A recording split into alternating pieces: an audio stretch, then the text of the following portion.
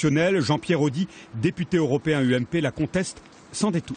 C'est une décision qui est tout à fait inouïe, qui est injuste, disproportionnée, et qu'on voit bien, il faudra s'interroger d'ailleurs sur le rôle du Conseil constitutionnel dans ces affaires. Cette colère, les militants UMP de la Haute-Vienne la partagent. Et s'ils sont venus à la permanence de Limoges, c'est pour soutenir leur parti. Vous l'avez compris, l'heure est à la mobilisation, au rassemblement et au courage. Car pour eux, la souscription, ce n'est pas qu'une affaire de gros sous.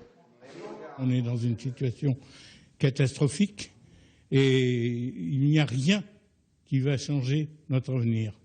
Nous allons tout droit dans le mur. Mais si les militants sont remontés, les caciques de l'UMP, eux, veulent rester zen, droits dans leurs bottes, à l'approche des élections municipales.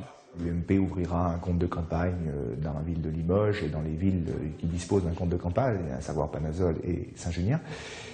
Ça n'aura aucune incidence sur la campagne à mener au niveau municipal, ni sur les campagnes d'ailleurs locales, que ce soit des cantonales ou des régionales. À Brive, Frédéric Soulier tient le même discours. À une nuance près, le candidat au municipal est un sarkozyste convaincu.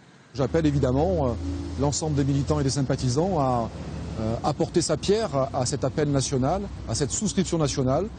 Et Nicolas Sarkozy, aujourd'hui, a fait le choix aussi de prendre sa liberté pour s'exprimer, pour se défendre.